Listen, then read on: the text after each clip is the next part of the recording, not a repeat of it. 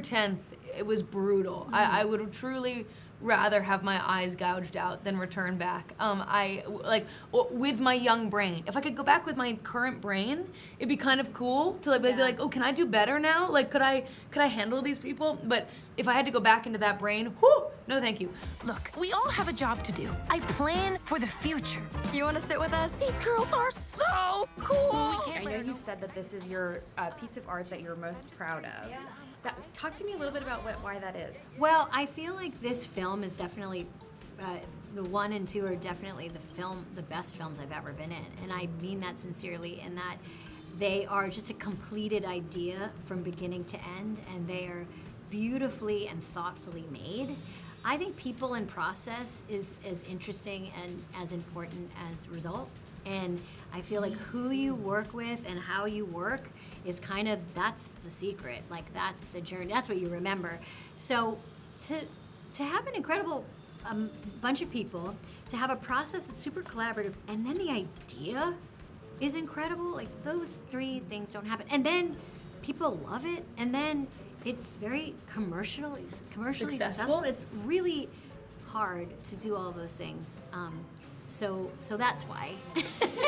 Fair. I love what you said about product and process. I feel like there are some people who really, really care about the product. Yeah. And they don't care what an experience is like as long as the thing is good. And even if they have a great experience, if the thing is bad, then they hated it. Yeah. And I really feel like the opposite. Like, I really care about the time I have making a thing way more than the final product. But when the rare thing occurs where you have a great time making it and you love the final thing and other people like it, I mean, that's like, it's a rainbow. It's a rainbow. It is. It's a rainbow.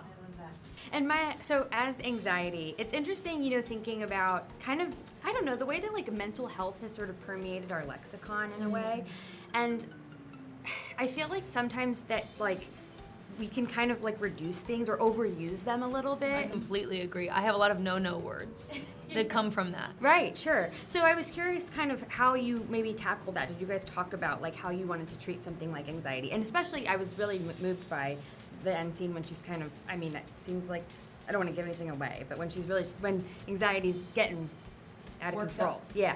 I think that the beautiful thing that they did here is they really didn't focus on anything around the pop culture angle of the way people would look at it at all. They talked to psychologists and professors and really tried to narrow in on what are the most important kind of changes that occur during puberty, and what are those feelings really, and if you were to make them human. And they both just amazing people at the creative home of this film, and they went to the smartest people on the subject, psychologists and analysts. And I think we just ignored, and I think sometimes that is the best way.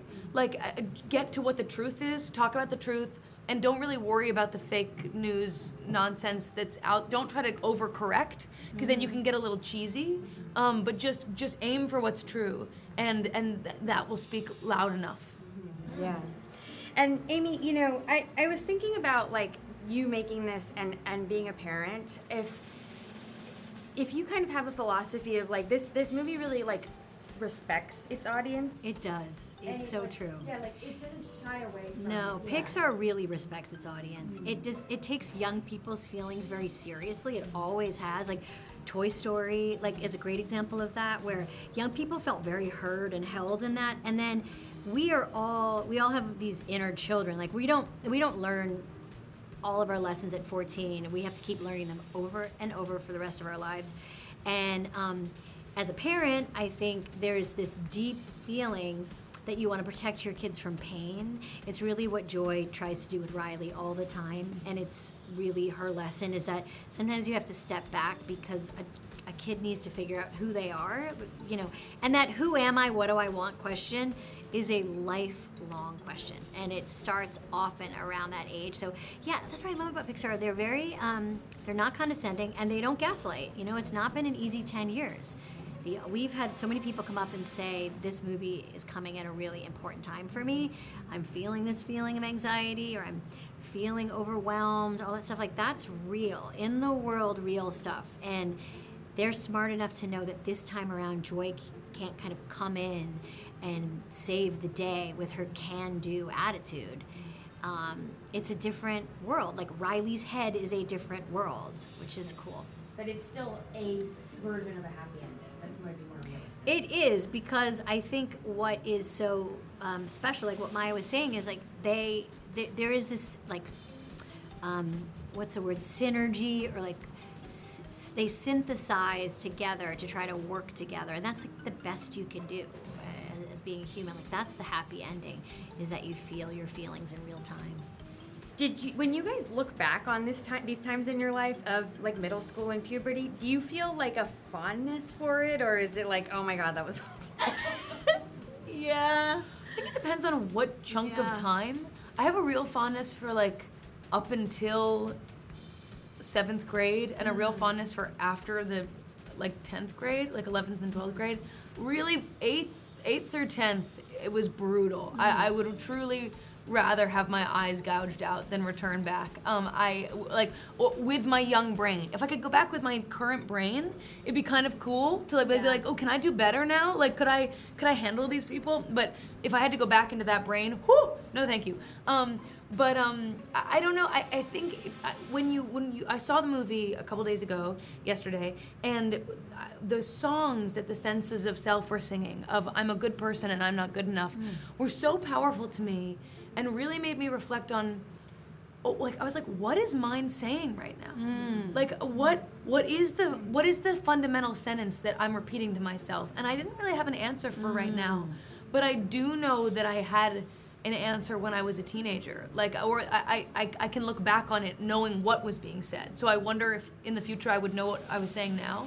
But as a teenager, I was definitely saying I'm not good enough.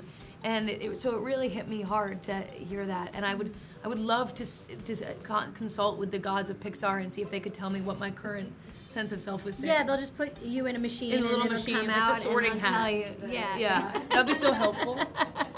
And Tara, what about you, Amy? Yeah, I totally feel the same way. I also think like when you're young, you're kind of like you're really interested in what you don't want to be and you don't want to do.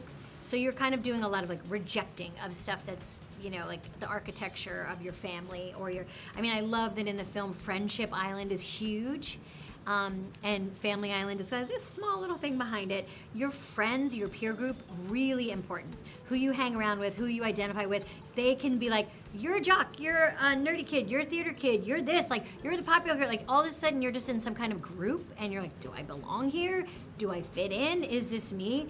And so I think it takes a while as you build your sense of self. I know it definitely was for me to kind of figure out what was I interested in, what did I want to do. I think in the beginning you just like paying attention to what you don't ever want to do, and also big like black and white always and nevers when you're young.